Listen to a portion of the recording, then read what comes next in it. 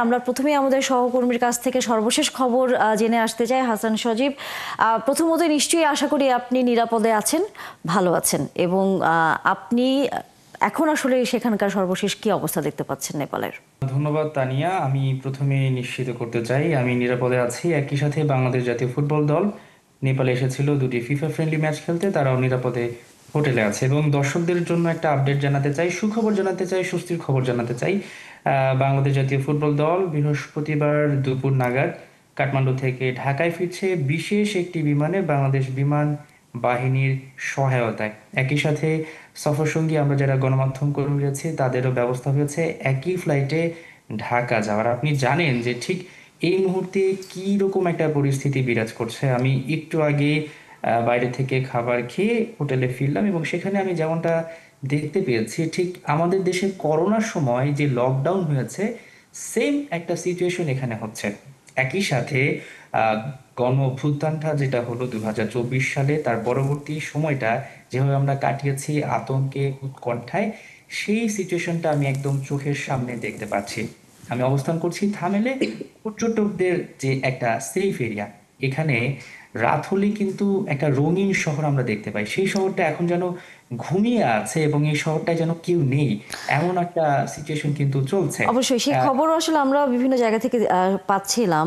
আরেকটি ছোট করে একটু জানবার আছে আপনার কাছে, সেটি হচ্ছে অনেক বাংলাদেশি পর্যটক তো নেপালে আসলে যান এবং এখনো অবস্থান করছেন, এবং যেহেতু আবার খেলাও ছিল, সেই খেলা দেখবার জন্যও অনেকে কিন্তু আসলে নেপালে গিয়েছিলেন। তাদের আসলে কোনো খবর পেয়েছেন কিনা, তারা কেমন আছেন? তাদের অবস্থাও খুব একটা ভালো নয়, তারা চিন্তায় আছেন। তারা যেসব হোটেলে অবস্থান করছেন সেখান থেকে বের হতে পারছেন না। এজন্যই বের হতে পারছেন না, আর্মির চেকপোস্ট রয়েছে, কারফিউ চলছে এবং অনেকে হোটেলেই বেশিরভাগ অবস্থান করছেন, তারা আসলে দেশে ফেরার জন্য মুখিয়ে রয়েছেন। আমরা যতদূর জানতে পেরেছি বাংলাদেশ বিমান এয়ারলাইন্সের মাধ্যমে তারা চেষ্টা করছে নেপালের স্থানীয় সময় বৃহস্পতিবার 12টা 45 মিনিটে একটা ফ্লাইট পাঠাতে, যেখানে প্রায় 300 বেশি যাত্রী যেতে পারবে। 9 এবং 10 সেপ্টেম্বর যে ফ্লাইটগুলো ক্যান্সেল হয়েছে সেই যাত্রীগুলোকে সবাইকে একসাথে নিয়ে যাওয়ার জন্য তারা চেষ্টা করছে। এখন পর্যন্ত বাণিজ্যিক বিমানের যে ব্যাপারটা সেটা কিন্তু অনুমোদন পায়নি, যার কারণে আসলে বিমান ওঠানামা করতে পারছে না। যদিও বাংলাদেশ বিমান বাহিনী বিশেষভাবে প্লেয়ারদের নিয়ে যাবে। আমি এই জায়গার অবস্থাটা যদি বলি, এখানে যে ধ্বংসাবশেষ হয়েছে, আন্দোলনকারীরা যে আন্দোলন করেছে, বিভিন্ন জায়গায় আগুন দিয়েছে, পুড়িয়ে দিয়েছে, সেই জায়গাগুলো পরিষ্কার পরিচ্ছন্ন করা হচ্ছে। সেনাবাহিনীর তরফ থেকে প্রচুর তল্লাশি করা হচ্ছে। স্থানীয় যারা রয়েছে তারা কিন্তু বেশ শান্তপ্রিয় মানুষ এবং তারা বেরিয়ে হচ্ছেন না।